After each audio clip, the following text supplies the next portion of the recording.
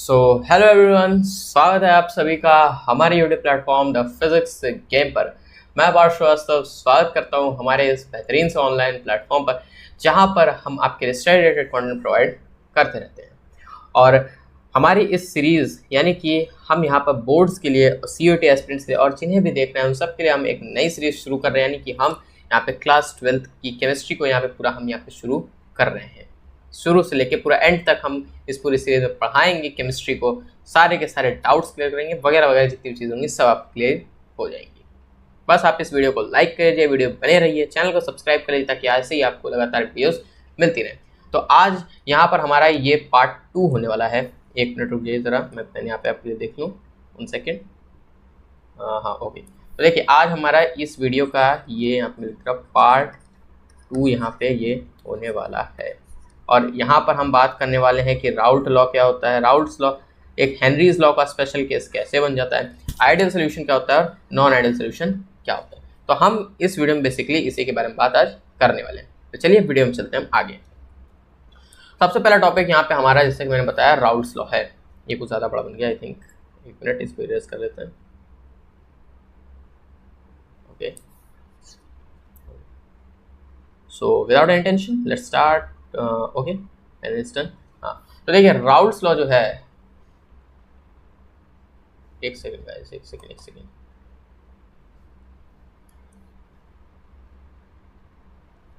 हाँ ओके, तो देखिए राउल्ट्स लॉ जो है वो यहाँ पे क्या कहता है।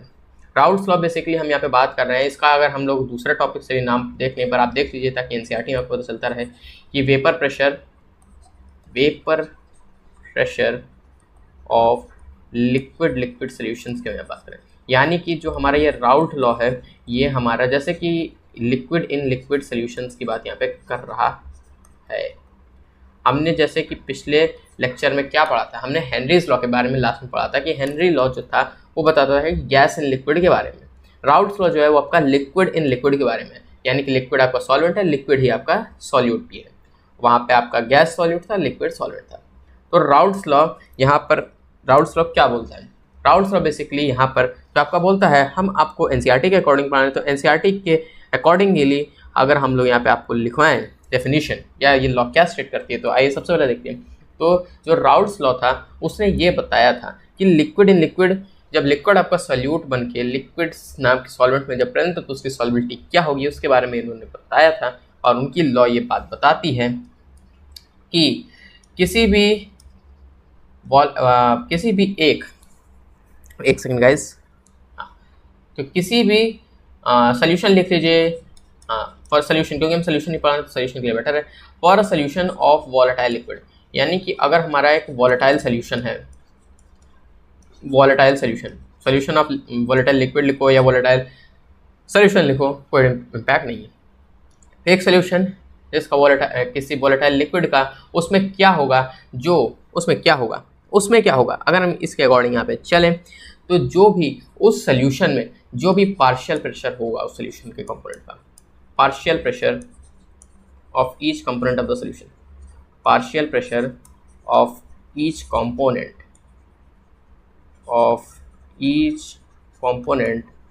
of the solution, partial pressure of each component of the solution is directly proportional to mole fraction of the, directly proportional to, एक सेकेंड, आई थिंक मैंने यहाँ पे कुछ बोल दिया, एक सेकेंड गाइस।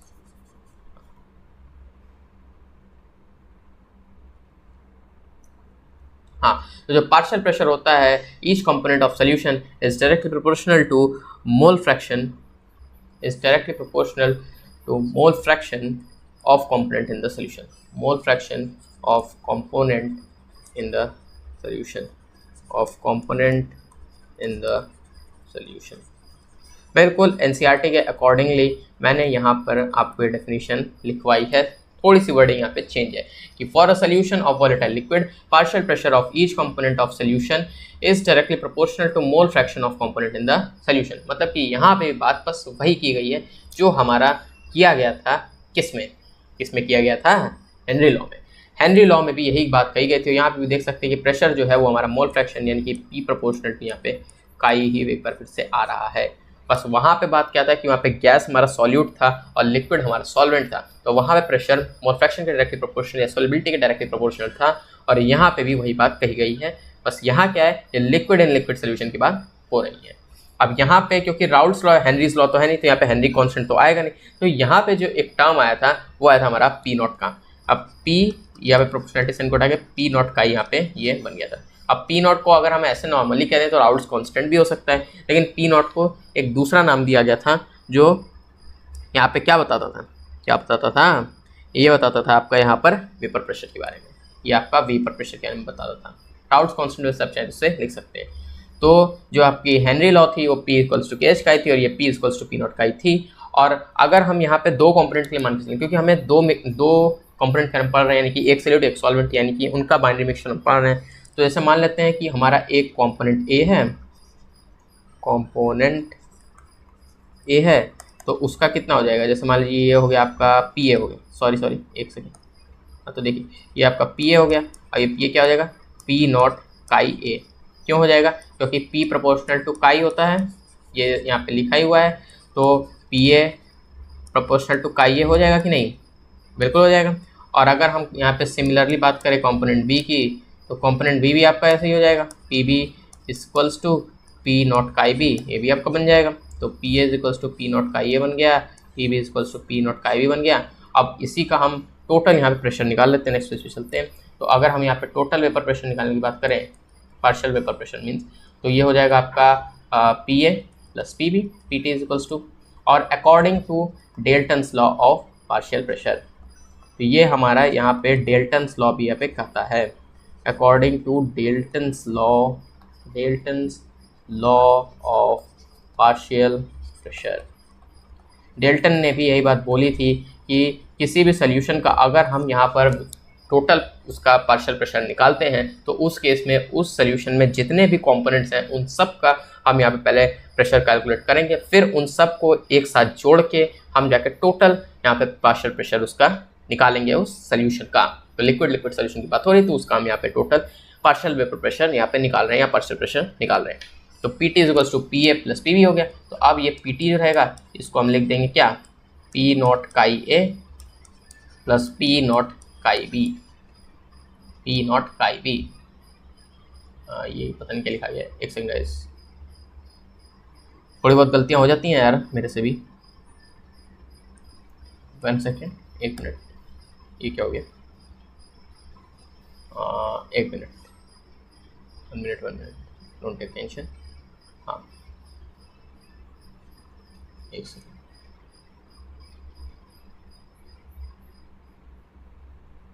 हाँ ये क्या हो जाएगा, ये आपका पी नॉट काई बी हो गया, P T equals to P not a plus P naught chi B. इस तरीके से हम यहाँ पे इसको कैलकुलेट कर रहे हैं। और एक चीज़ जो आप यहाँ पे और जान लीजिए, एक चीज़ और होता है कि जब भी हम मोल फ्रैक्शन दो कंपोनेंट्स का निकालेंगे, तो इन दोनों कंपोनेंट्स का जितना भी सम बनकर आएगा वो इक्वल टू यहाँ पे 1 ही होगा। अब 1 क्यों होगा, एक बार बताओ, तुमने सिंपल भाषा में बताता हूँ, तुम्हारे पास एक जूता है, ठीक है, और एक दूसरा जूता भी है। जैसे एक सेट जब तुम लेते हो तो उसमें 2 जूते रहते हैं, अब दोनों सेट को अलग कर दोगे तो वो जूता तुम एक ही पैर में पहनोगे, तो एक पैर में पहने तो मीन्स तुम्हारा भी 2 पैर होते हैं, तो मीन्स आधा बॉडी तुम्हारा जूता पहना हुआ है, यानी कि आधा पैर तुम्हारा पहना हुआ है, दूसरा पैर नहीं पहना हुआ है। तो आधा आधा अगर दोनों जूते पहन लेंगे तब एक पूरा सेट बन जाता है, तब तुम्हारा पूरा बन जाएगा, जूता तुम पहने हुए अच्छे से। तब वैसा ही बात, ऐसा ही कुछ समझ लो यहाँ भी होता है कि सोल्यूशन का जब भी तुम टोटल मोल फ्रैक्शन निकालोगे तो उसका सम जो भी निकल कर आएगा वो 1 के बराबर ही आएगा। इस बात को याद रखना, वो हमेशा 1 के बराबर ही आएगा। और फिर इसी में से और चीज़ें भी हम बना सकते हैं, जैसे हम लिख सकते हैं काई ए हो जाएगा 1 माइनस काई बी बन जाएगा, ये भी लिख सकते हैं chi B is equals to 1 minus chi A, ये भी आपका बन जाएगा। ये सारी बातें राउल्ट्स ने भी बोली थी और Dalton law of partial pressure में भी ये बात साफ साफ कही गई है। तो अब अगर हम इसके अकॉर्डिंग चले तो टोटल पार्शियल प्रेशर अगर हम यहाँ से निकालें तो ये आपका हो जाएगा पी नॉट, और काई ए को पहले हम ले लेते हैं, तो ये हो जाएगा 1 माइनस काई बी प्लस ये हो जाएगा आपका पी नॉट और यहाँ पे काई बी। अब एक चीज़ और ध्यान में रखना है, हम दोनों टाइम पे दोनों को चेंज नहीं कर सकते हैं। जैसे कि अगर हमने मान लो काई ए के एक्सप्रेशन को पुट कर लिया तो हम काई बी वाले एक्सप्रेशन को यूज़ नहीं कर सकते। अगर हमने काई बी को यूज़ कर लिया तब ये हमारा यूज़ नहीं हो सकता काई ए, यानी दोनों टाइम में एक टाइम पे एक को ही यूज़ कर सकते हैं। तो इसके थ्रू फिर हम जाके यहाँ पर अपना चीज़ यहाँ पे निकाल लेंगे और हमारा टोटल पार्शियल फ्रैक्शन यहाँ से निकल कर आ जाएगा। और अगर हम लोग यहाँ पे एक लास्ट इक्वेशन जो यहाँ पे अगर हम लोग डेरिवेशन, क्योंकि इसका ज़्यादा आता नहीं है, वैसे एक चीज़ है कि ये डायरेक्टली आपके एग्जाम से कई बार पूछा गया है कि इस इक्वेशन को प्रूव करो, तो आपको इक्वेशन आनी चाहिए। आप डायरेक्टली मैं तो कहूँगा कि इसको रट ही जाओ, क्योंकि डेरिवेशन करने में कोई ज़्यादा फायदा नहीं, तुम्हारा समय बर्बाद होगा और सीयूटी के पेपर्स में समय बिल्कुल नहीं होता है। तो डायरेक्टली याद भी रखना कभी कभी फायदेमंद हो जाता है। तो हम इसका टोटल अगर यहाँ पे लिख के देख लें तो पीटी जो है वो आपका यहाँ से बन जाएगा पी नॉट। यहाँ पे हम इक्वेशन को ही पूरा लिख लेते हैं ताकि आपको दिक्कत ना हो। ये आपका यहाँ पे हो जाएगा पी नॉट। एक चीज़ और, यहाँ पे आप चाहें तो इसको पी ए नॉट भी लिख सकते हैं और पी बी नॉट भी लिख सकते हैं। आई एम सॉरी अगर मेरे से गलती हुई है, एक मिनट फिर से आप लिख लो। ये आपका पी ए नॉट होगा और ये पी बी नॉट होगा, क्योंकि यहाँ पे अगर आप प्रेशर को चेंज कर रहे हो और काई को भी चेंज कर रहे हो तो पी नॉट भी आपके यहाँ पे चेंज होगा, नहीं तो वो दोनों सेम हो जाएगा तो आपका आंसर यहाँ, तो ये गलत हो जाएगा। आई एम सॉरी मेरे से गलती हुई। तो देखिए, तो ये आपका ये हो जाएगा यहाँ पर पी ए नॉट और ये हो जाएगा पी बी नॉट। अगर हम यहाँ से टोटल कैलकुलेट करके इसको निकालें तो ये हो जाएगा पी ए नॉट और ये हो जाएगा तुम्हारा अंदर जाके ब्रैकेट में पी बी नॉट माइनस का पी ए नॉट और ये हो जाएगा सीधा काई बी, क्योंकि हमने काई ए को रिप्लेस किया तो ये हमारा निकल के आया हुआ है। सिंपल वे में और मैं इसको अच्छे से लिख देता हूँ ताकि समझ में आ जाए। इसको एक काम करो, ऐसे लिख लो p not a plus P not b minus का p not a into chi b. तो ये जो है इक्वेशन ये पूरा पार्शियल प्रेशर का निकल कर आएगा अगर हम दो कंपोनेंट्स की बात कर रहे हैं according to Dalton's law of partial pressure. जब हम, क्योंकि हम बाइनरी मिक्सचर स्क्वायर पढ़ रहे थे, दो कंपोनेंट्स है तो दोनों का पार्शियल प्रेशर निकल के इतना ही आएगा। और अगर नॉर्मली राउल्ट्स लॉ में तो हमने बात कर ही ली है। नॉर्मली राउल्ट्स लॉ में जो आपका फॉर्मूला होता है वो डायरेक्टली मान लो यही पुट करना है। एक सेकेंड गाइस, आई थिंक थोड़ा प्रॉब्लम हो गया, 1 सेकेंड। तो राउल्ट्स लॉ का डायरेक्टली फॉर्मूला हो गया P is equals to P naught chi. ये आपका राउल्ट्स लॉ का फॉर्मूला है और ये जो आया है ये Dalton's law of partial pressure, Dalton का law, Dalton's law of partial pressure, Dalton's law of partial pressure, Dalton's law of partial pressure. अब चलते हैं नेक्स्ट कंसेप्ट पे। पेज क्या हुआ? हाँ, अब जो हमारा अगला टॉपिक है वो है हमारा Raoult's law, a special case of Henry's law. मतलब कि जो हमारा राउल्ट्स लॉ है वो हेनरीज लॉ से कैसे मेल खाता है, मीन्स क्या चीज़ ऐसी है कि उन दोनों को वो थोड़ा सा जुदा रखती है और वो एक दूसरे के स्पेशल केस भी बन जाते हैं, या ये वो कहते हैं राउल्ट्स लॉ कैसे हेनरीज लॉ का बन जाती है, क्योंकि हेनरी लॉ पहले पढ़ रहे हैं, राउल्ट लॉ बाद में पढ़ रहे हैं, तो इसलिए ऐसा ये नाम है। तो अब अगर दोनों फॉर्मूला को अगर हम पुट करें, जैसे अगर हम लोग हेनरीज लॉ में बात करें तो हेनरीज लॉ में क्या है, हेनरीज लॉ क्या है, P is equals to K H काई। ओके, हमारा जो अगला है वो हमारा है राउल्ट्स लॉ। अब राउल्ट्स लॉ में क्या बात लिखी हुई है, ये लिखी हुई है P is equals to P naught chi. तो अगर हम दोनों फॉर्मूले में देखें तो दोनों ही फॉर्मूले में बस क्या डिफरेंस आ रहा है, जो प्रेशर है वो हमारा मोल फ्रैक्शन सॉल्युबिलिटी के तो बराबर ही है, बस जो डिफरेंस आ रहा है वो के एच और पी नॉट में आ रहा है, यानी कि के H differs from P not, नहीं तो के H differs from P not. अगर ये डिफरेंस ना होता तो ये दोनों का दोनों फॉर्मूला ही सेम हो जाता, तब तो भाई इसमें कोई कॉन्ट्राडिक्शन नहीं थी, ना एक दूसरे के स्पेशल केस बनते हैं, तब तो सिर्फ एक ही लॉ पे चलता, या तो हेनरी का वो लॉ रहता या तो राउल्ट का लॉ रहता। तो सिर्फ के एच और पी नॉट में हमें डिफरेंस आ रहा है, जिस वजह से राउल्ट लॉ जो है वो हेनरी लॉ का एक स्पेशल केस बन जाता है, और कोई बहुत बड़ी बात नहीं है। बस जो मेन बात आपको याद रखने की है वो एक इसका फॉर्मूला, और दूसरी बात कि ये यहाँ पर सॉल्यूट जो है वो हमारा गैस है, solute is gas Henry law के केस में, और राउल्ट लॉ के केस में हमारा लिक्विड जो है वो हमारा सॉल्यूट है, और दोनों ही केस में सॉल्वेंट तो लिक्विड है, क्योंकि हमें यहाँ पे लिक्विड सॉल्यूशंस की बात कर रहे हैं, इस चैप्टर में पढ़ रहे हैं। ओके, तो बस यही बात यहाँ पे हेनरी लॉ और राउल्ट लॉ में होता है। अब हमारा जो अगला टॉपिक है वो हमारा यहाँ पर आइडियल सोल्यूशन का है। अब यहाँ पे दो तरीके के सोल्यूशंस पहले तो होते हैं, एक होता है हमारा आइडियल सोल्यूशन, एक होता है non ideal solution. Directly I think ideal solution इतना ठीक नहीं था, इसे हम कह सकते हैं देयर आर, सबसे पहले लिख देते हैं there are two types of solutions, there are two types of solutions, there are two types of solutions. पहला होता है हमारा आइडियल, दूसरा होता है हमारा नॉन आइडियल।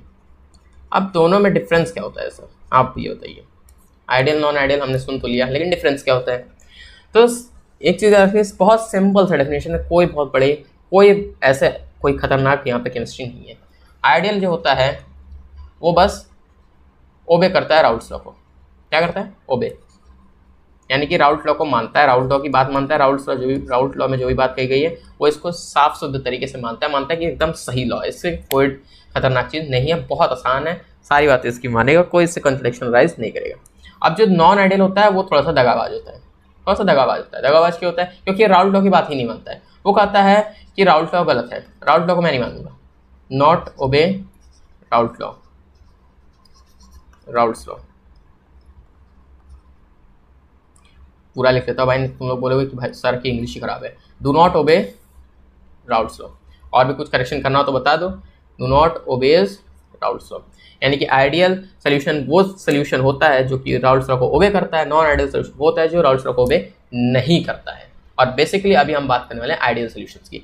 तो नॉन आइडियल के बारे में तुमने समझ लिया। आइडियल जो रहता है उसका एक पॉइंट ये हो गया कि राउल्ट्स लॉ को ओबे करेगा।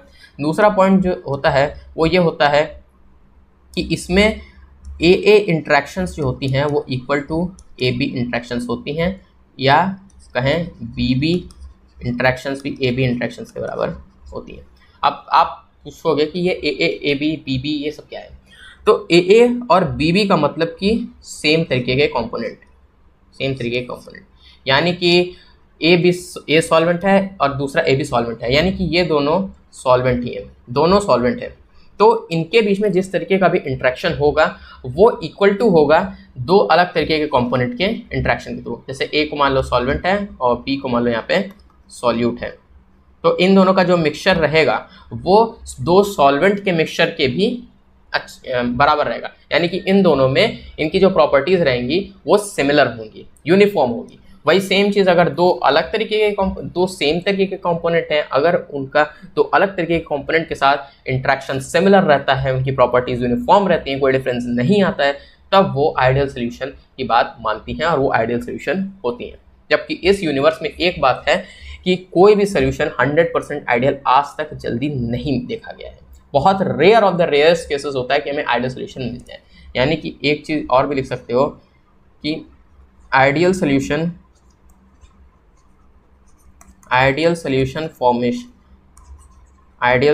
formation is rare of the rarest case.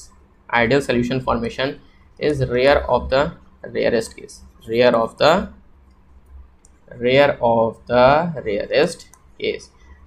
rarest case होता है, यानी कोई भी सोल्यूशन 100% आइडियल हो ही नहीं सकता है। अब ये बात अगर होती भी है तो बहुत रेयर ये चीज़ है।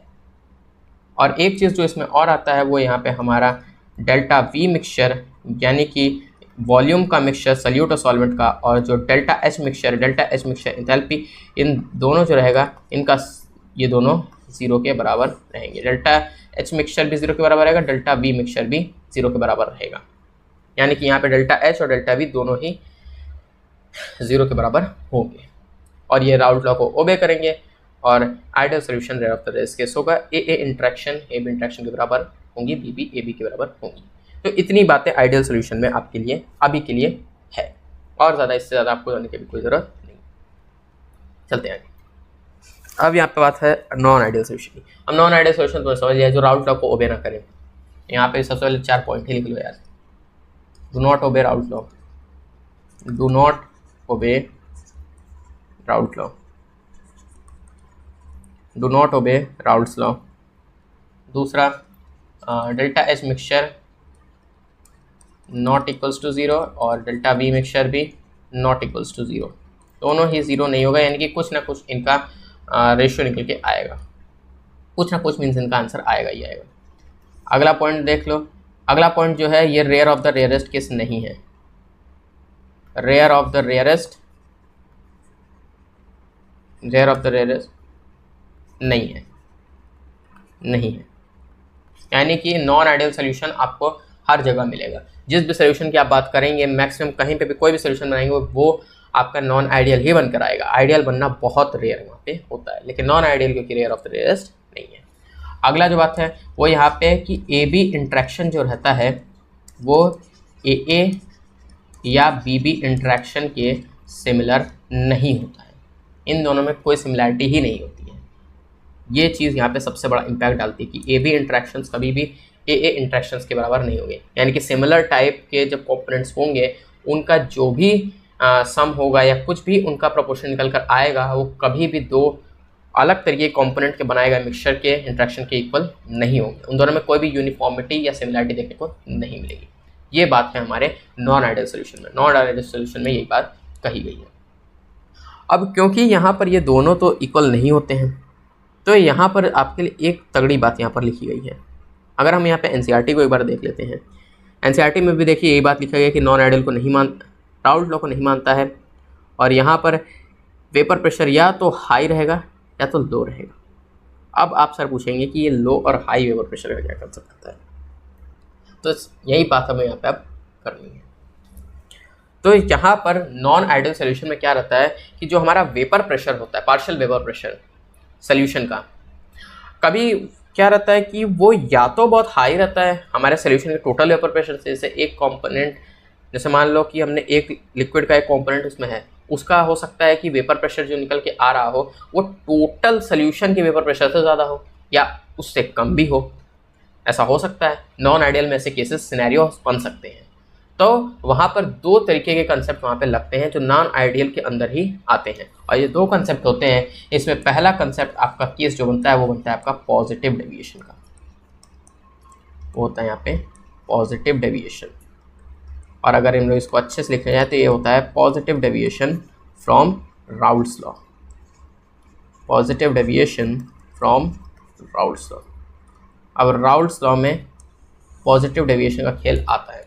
अब ये पॉजिटिव डेविएशन सर क्या होता है, आप हमें सबसे पहले तो ये बता दीजिए। तो अब यहाँ क्या रहता है, यहाँ क्या रहता है, सोचिए ज़रा। क्या पॉजिटिव डेविएशन में वेपर प्रेशर ज़्यादा रहेगा सोल्यूशन के वेपर प्रेशर से या कम रहेगा? सोच के मुझे बताओ। मैं ग्राफ बना के आप लोग को यहाँ पे दिखाया था, ग्राफ के थ्रू पहले यहाँ पे बताओ। ग्राफ यहाँ पे सबसे इंपॉर्टेंट है, तो आओ ग्राफ बनाते हैं सबसे पहले। तो ये मान लो ऐसे एक क्यूब बना हुआ है, इसमें जो ग्राफ बनेगा वो कुछ मान लो ऐसा ऐसा रहेगा, ठीक। और ये जो जाएगा ये कुछ ऐसे ऐसे जाएगा आपका। Okay okay. तो एक जो रहेगा वो मान लो ऐसे ऐसे गया, ये ऐसे ऐसे गया। अरे एक मिनट, लाइन बना के दिखाया तो नहीं तो समझ में नहीं आएगा तुम लोग को। तो बोलेंगे सर ये सब आपने क्या कर दिया है, तो हमने सही से बताया नहीं। हाँ हाँ हाँ हाँ, बहुत कुछ हो जाएगा।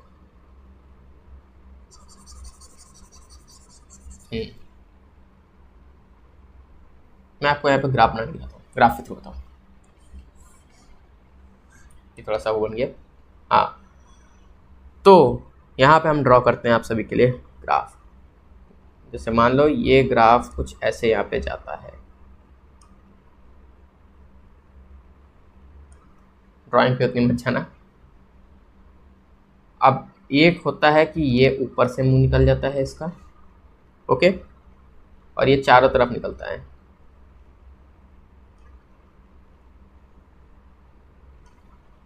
आई थिंक थोड़ा अजीब लग रहा होगा, रुक जाओ यार, मैं एक बार फिर से ही ड्रॉ कर देता ताकि समझ में आए यार। वेट,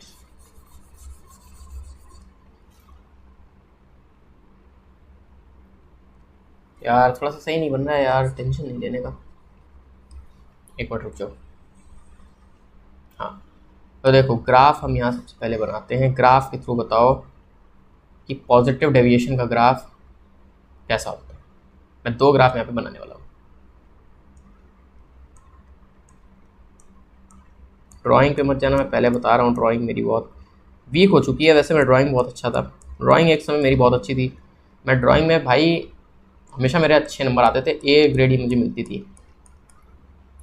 अब यहाँ पे हम बनाते रहें। अब ये देखो, एक ऐसे जाएगा, ये ऐसे जाएगा और ये यहाँ से ऐसे जाएगा। एक ये हो गया। अब जो दूसरा ग्राफ है वो यहाँ पे मैं फॉर बनाऊँ,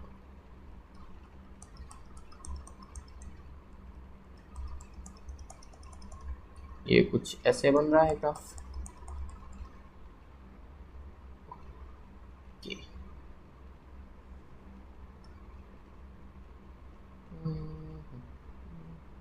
हाँ, तो ग्राफ उतना अच्छा तो नहीं बना, लेकिन इतना तो तुम समझ ही जाओगे। अगर तुमने सोल्यूशन चैप्टर अपने से भी पढ़ा होगा तो समझ जाओगे। इससे बताओ कि पॉजिटिव डेविएशन का ग्राफ कौन सा है, उसके थ्रू ही तुम्हें समझ में आ जाएगा। बिल्कुल सही। अब जिनको समझ में नहीं आया उनको मैं भी उनको बता देता हूँ। ये जो पहला ग्राफ मैंने बनाया हुआ है, ये ग्राफ आपका positive deviation from Raoult's law है। इसमें हमें क्या देखने को मिल रहा है कि ये जो हमारी डॉटेड वाली लाइनिंग बनी है, डॉटेड वाली लाइनिंग हमारी क्या है, ये हमारा प्रेशर है, यानी कि पार्शियल वेपर प्रेशर है किसका, सोल्यूशन का।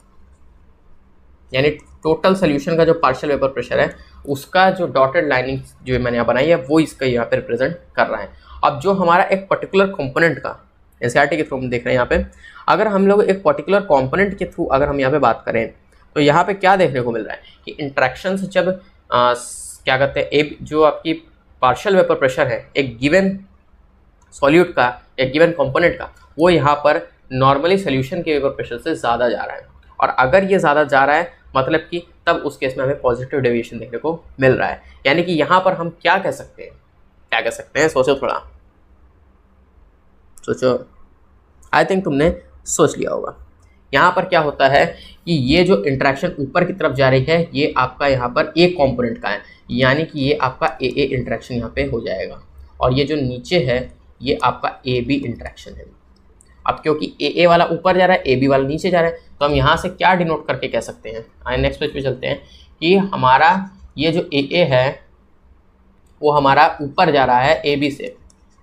तो पॉजिटिव डेविएशन में हम ये कह सकते हैं कि जब सिमिलर टाइप के इंट्रैक्शन, सिमिलर टाइप के कंपोनेंट का जो इंट्रैक्शन होता है वो ज़्यादा रहता है दो अलग कंपोनेंट के इंट्रैक्शन से, यानी कि A interaction is greater than A B interaction. जब हम पॉजिटिव डेविएशन के केस में बात करते हैं, पॉजिटिव डेविएशन के केस में हम यहाँ पे बात कर रहे हैं, पॉजिटिव डेविएशन के केस में ये बात यहाँ पे हो रही है। तो ये बात होता है हमारा positive deviation from Raoult's law में। अब ग्राफ से तुम यहाँ पे समझ ही गए हो कि ये देखो ये लाइन ऊपर जा रही है, और जब ये ऊपर जा रही है यानी कि एक कंपोनेंट का वेपर प्रेशर ज़्यादा हो गया है नॉन आइडियल सोल्यूशन में, क्योंकि ये इक्वल तो रह नहीं सकता। तो या तो ये ऊपर जाएगा या तो नीचे जाएगा, इक्वल कभी नहीं होगा ज़िंदगी में। तो ये ऊपर गया है इसलिए यहाँ पे पॉजिटिव डेविएशन देखने को मिल रहा है, क्योंकि डॉटेड लाइन से ग्राफ नीचे गिरता है। तुम खुद सोचो, जब तुम पहले क्वाड्रेंट में होते हो तो पॉजिटिव में होते हो, जब तुम नीचे नीचे जाते लगते हो तो नेगेटिव नहीं होता है, नेगेटिव होने लगता है। या नीचे गिरोगे तो डाउन हो रहा है तुम्हारा, तो यानी नेगेटिव होते जा रहे हो तुम, ऊपर जा रहे हो तो पॉजिटिव होता जा रहा है। तो ये इसीलिए यहाँ पर जब ये ऊपर जाता है तो इसे हम positive deviation from Raoult's law कहते हैं। अब इसी के थ्रू अब तुम दूसरा तो समझ ही गए हो कि दूसरा क्या है। अगर एक पॉजिटिव डेविएशन होगा तो दूसरा कौन सा होगा, बिल्कुल सही, दूसरा हमारा नेगेटिव डेविएशन होगा राउल्ट्स लॉ से। ये हमारा negative deviation from Raoult's law है। अब इसमें देख लो ये जो डॉटेड लाइनिंग है ये हमारा ए बी इंट्रैक्शन को बता रही है, और ये जो लाइन नीचे गिर रही है ये हमारा सिमिलर टाइप के इंट्रैक्शन को बता रही है, यानी कि ए को। यानी कि इस केस में क्या है, इस केस में क्या है, हमारा नेगेटिव डेविएशन में क्या होगा, जस्ट इसका क्या होगा, क्या होगा, जस्ट उल्टा होगा। नेगेटिव डेविएशन में हमारा जो ए इंट्रैक्शन है वो ए बी इंट्रैक्शन से कमज़ोर होगा, वो हमारा ए बी इंट्रैक्शन से कमज़ोर होगा। कमज़ोर होगा कि नहीं, बिल्कुल होगा, क्योंकि तुम इस ग्राफ को ही देख के यहाँ से समझ सकते हो। आई थिंक तुम्हें ग्राफ का कंसेप्ट यहाँ पे समझ में आया हो। अगर नहीं समझ में आया तो थोड़ा सा एनसीईआरटी पढ़ लो भाई, समझ जाओगे अच्छे से। तो ये हमारा बात हो गया पॉजिटिव और नेगेटिव डेविएशन का। मैंने ग्राफ भी एक्सप्लेन कर दिया है, तुम लोग को यहाँ पे समझ में आ गया होगा। अब जो एक सबसे बड़ी बात अब यहाँ पे जो पूछा जाता है एग्जाम में, मेजरली सीयूईटी में जो पूछा जाता है, किसी भी एग्जाम्स में, बोर्ड में भी ये चीज़ें पूछी जा सकती हैं और जाती हैं, क्या, एग्जाम्पल्स। नॉन आइडियल सोल्यूशंस में पॉजिटिव, नॉन आइडियल पे लिख लो, नॉन आइडियल में जो हमारे पॉजिटिव और नेगेटिव डेविएशन हैं इनके एग्जाम्पल्स भर भर के पूछे जाते हैं, और लोग जो रहते हैं वो मैक्सिममली इन एग्जाम्पल्स को लर्न नहीं कर पाते, इसलिए तुमको ये लर्न करने की ज़रूरत है। आई थिंक मैंने शायद आइडियल में एग्जाम्पल्स नहीं बताते, आइडियल में नहीं बताते। एक बार रुक जाओ, मैं यहाँ पे तो एग्जाम्पल लिख देता हूँ नीचे, यहाँ पे लिख देता हूँ, हाँ लिखूँ यार, थोड़ा आगे लिख देता हूँ। तो सबसे पहले हम लोग यहाँ पे नॉन आइडियल की बात करते हैं, फिर मैंने आइडियल का बता देता हूँ। तो नॉन आइडियल में सबसे पहले बात कर लेते हैं पॉजिटिव डेविएशन के एग्जांपल्स के बारे में बात करते हैं, और एक कर लेते हैं नेगेटिव डेविएशन के एग्जांपल्स के बारे में। ये हो गया पॉजिटिव डेविएशन, ये होता है negative deviation. Positive deviation, negative deviation. हाँ, तो एग्जांपल्स में यहाँ पे तुमको कुछ अच्छे बता देता हूँ। देखो क्या है कि पॉजिटिव डेविएशन में सिमिलर टाइप के इंट्रैक्शन स्ट्रॉन्ग होंगे और डिफरेंट टाइप के इंट्रैक्शन कमजोर होंगे।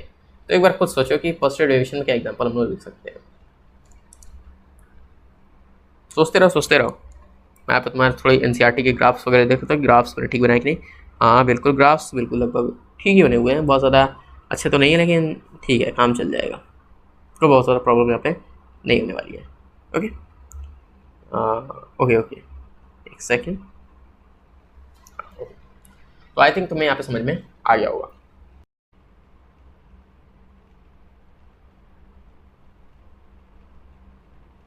हाँ, तो मैं पॉजिटिव डेविएशन और नेगेटिव डेविएशन के कुछ एग्जांपल्स आपको यहाँ पे लिखवा देता हूँ, जिससे कि आपको थोड़ा आइडिया लगे। सबसे पहले हम बात करते हैं यहाँ पे पॉजिटिव डेविएशन की। तो पॉजिटिव डेविएशन में हम एक स्लाइड के पास और खींच लो, 5 एग्जांपल्स में दोनों लिखवा देता ताकि तुमको कन्फ्यूजन ना हो। और एग्जांपल्स के लिए आप चाहें तो गूगल वगैरह पे भी सर्च कर सकते हैं, या डिफरेंट बुक्स को भी कंसल्ट कर सकते हैं। सबसे पहले हम बात करते हैं पॉजिटिव डेविएशन की। तो पॉजिटिव डेविएशन में जो सबसे पहला एग्जाम्पल अगर हम लोग यहाँ पे लिखें तो होता है आपका यहाँ पर ईथर प्लस एसीटोन का। ईथर प्लस एसीटोन, अब ये सब चीज़ें आपको मालूम होगी, अगर आपने 11th में केमिस्ट्री सही से पढ़ी होगी तो मालूम होगा कि ईथर क्या होता है, एसीटोन क्या होता है, और नहीं पढ़ी है तो भाई क्या बोलोगे। फिर अगला जो एग्जाम्पल यहाँ पे होगा वो होगा यहाँ पे CS2 प्लस एसीटोन का। CS2 प्लस एसीटोन का, ये सब एग्जाम्पल्स यहाँ पे मैं लिख के लाया हूँ, CS2 प्लस एसीटोन। अगला जो होगा वो आपका होगा इथेनॉल प्लस H2O का, यानी कि वाटर का, इथेनॉल प्लस वाटर का। अगला जो यहाँ पे होगा वो होगा यहाँ पे H2O प्लस CH2H, यानी कि वाटर प्लस मिथेनॉल का, यानी कि अल्कोहल का हम सिंपल वे में कहें तो अगर अल्कोहल वाटर का यहाँ पे होता है, जहाँ पे भी एसीटोन आएगा या अल्कोहल आएगा वो पॉजिटिव डेविएशन का एग्जांपल मैक्सिमम केस में होगा। याद रखना, मैक्सिमम केस में वही एग्जांपल होने वाला है। और जो अगला एग्जांपल, आखिरी एग्जांपल लिख लो यहाँ पे CCl4 प्लस बेंजीन का, यानी कि कार्बन टेट्राक्लोराइड प्लस बेंजीन, ये भी पॉजिटिव डेविएशन का एग्जांपल है। अब नेगेटिव डेविएशन में कुछ एग्जांपल्स लिखते हैं। पहला हम लोग लिखें तो पहला तो यहीं पे सबसे जो फेमस एग्जांपल है वो है आपका क्लोरोफॉर्म प्लस एसीटोन का। क्लोरोफॉर्म और एसीटोन सबसे फेमस एग्जांपल है। अगला हम लोग बात करें तो ये यहाँ पे हो जाएगा किसका, बेंजीन प्लस क्लोरोफॉर्म का। बेंजीन प्लस क्लोरोफॉर्म, ये भी एग्जांपल होने वाला है। अगला हम लोग बात करें तो HNO3 और वाटर का भी होता है, यानी कि नाइट्रिक एसिड प्लस वाटर का भी एक एग्जांपल यहाँ पे होगा। अगला बात करें तो एक हो जाएगा एसिटिक एसिड का, और साथ में हम लोग ले सकते हैं क्या ले सकते हैं एसिटिक एसिड प्लस एल्कोहल का। एसिटिक एसिड प्लस एल्कोहल, यानी कि वाटर के साथ अल्कोहल रहा तो पॉजिटिव डेविएशन होगा, लेकिन अगर किसी एसिड के साथ अल्कोहल रहा तो वो नेगेटिव डेविएशन होगा। क्यों होगा? क्योंकि वहाँ पर इंट्रैक्शंस उसके ज़्यादा बढ़िया देखने को मिलेंगे, इंटरमॉलिक्यूलर फोर्स ऑफ अट्रैक्शन और अच्छे होंगे। और एक और एग्जांपल यहाँ पे लिख लेते हैं। एक और एग्जांपल हम लोग क्या लिख सकते हैं, एक और एग्जांपल अगर हम लोग देखें एक बार, आई थिंक मेरे पास तो है नहीं, एक बार मैं सोच लेता हूँ। हाँ, एक और एग्जांपल जो आप चाहें तो लिख सकते हैं एनिलीन प्लस वाटर का। एनिलीन, एक मिनट, वाटर नहीं हुआ, एनिलीन प्लस ईथर का। ये भी आपका एक एग्जांपल नेगेटिव डेविएशन का होने वाला है। और एक और एग्जांपल अगर हम चाहें तो लिख सकते हैं आपका HCl का लिख सकते हैं, प्लस आपका किसका हो सकता है H2O का। ये भी एक एग्जांपल आपका यहाँ पे हो। नेगेटिव डेविएशन मैंने आपको 6 एग्जांपल सिखा दिए हैं, पॉजिटिव डेविएशन के 5 एग्जांपल सिखा दिए। आप चाहें तो इस पेज का स्क्रीनशॉट ले सकते हैं। और मैंने एक और बात बोली थी, मैं थोड़े आइडियल सोल्यूशन के बता दूंगा, स्क्रीनशॉट नहीं ले तो एक बार फिर से ले लेना। ओके, अब आगे देखते हैं। तो अब यहाँ पे कुछ एग्जांपल्स की बात कर लेते हैं। Examples of ideal solution. Non ideal के मैंने बता दिए। वैसे आइडियल के एग्जांपल से पूछते तो नहीं है, लेकिन कभी कभी हो सकता है कि pick the odd one out भी पूछ सकता है, तो उस केस में भी आपको आने चाहिए। तो आइडियल क्योंकि बहुत rare of the rarest case होता है और उसमें A interaction A B interaction के सिमिलर ही होती है, तो हम लोग इसका बहुत सिंपल एग्जाम्पल से लिख सकते हैं बेंजीन प्लस टाउलिन। बेंजीन प्लस टाउलिन एक एग्जाम्पल हो जाएगा। दूसरा एग्जांपल हो जाएगा heptane plus octane, heptane plus octane. और लिखना चाहोगे तो ये हो जाएगा एक सेकेंड, क्या लिखा मैंने, वेट ये थोड़ा सा गलत हो गया, एक सेकेंड। हाँ हाँ ओके 1 मिनट। हाँ, तो एक आपका हो जाएगा इथाइल आयोडाइड का, इथाइल आयोडाइड, और प्लस लिख सकते हैं इथाइल क्लोराइड लिख सकते हैं, इथाइल आयोडाइड और ethyl chloride, ethyl iodide, ethyl bromide, ethyl chloride, ethyl bromide. ऐसे बहुत सारे एग्जांपल्स यहाँ पे हो जाएंगे। एक एग्जांपल और अगर यहाँ पे हम देख लें तो ये हो जाएगा, किसका लिख सकते हैं हम लोग, हाँ एन हेक्सेन का लिख सकते हैं, n hexane plus n toluene. तो ये भी आपका एग्जांपल यहाँ पर आइडियल का होने वाला है। मतलब कि आइडियल में सिंपल बात ये है कि दो सेम तरीके के अगर वहाँ पे कंपोनेंट्स का इंट्रैक्शन जैसा हो रहा है, अगर वो डिफरेंट तरीके के इंट्रैक्शन से उन दोनों का मेल अगर है, दोनों में सिमिलैरिटीज देखने को मिल रही, तब वो सिंपल एग्जांपल है, आइडियल सोल्यूशन का हो जाएगा। और डीप में जाना तो वीडियो को एक बार फिर से पीछे करके देख लो और एनसीईआरटी और एक्स्ट्रा बुक्स को भी कंसल्ट कर सकते हो। तो आज की वीडियो में बस इतना ही था। आइडियल, नॉन आइडियल और Raoult law, special case of Henry's law, Raoult law, ये सब चीज़ें हमने आज के इस चैप्टर में कवर की हुई हैं इस पार्ट में। अब इसके बाद हमारा सॉल्यूशंस का एक पार्ट और आएगा जिसपे हम लोग हमारे लास्ट टॉपिक यानी कि कॉलिगेटिव प्रॉपर्टीज और बैंट ऑफ फैक्टर जो है उस पर भी हम एक वीडियो यहाँ पे बनाएंगे, जिसमें आपको उस टॉपिक के बाद आपका सॉल्यूशन चैप्टर पूरा खत्म हो जाएगा। उम्मीद करता हूँ आपको ये पार्ट अच्छा लगा तो वीडियो को लाइक करना, कमेंट करके बताना वीडियो कैसा लगा, शेयर कर देना और सब्सक्राइब करो चैनल को, ताकि ऐसे ही स्टडी रिलेटेड कंटेंट और फर्दर अपडेट्स लगातार मिलते रहें। तो मिलते हैं किसी एक नए वीडियो में, तब तक के लिए take care, goodbye and all the best for your future.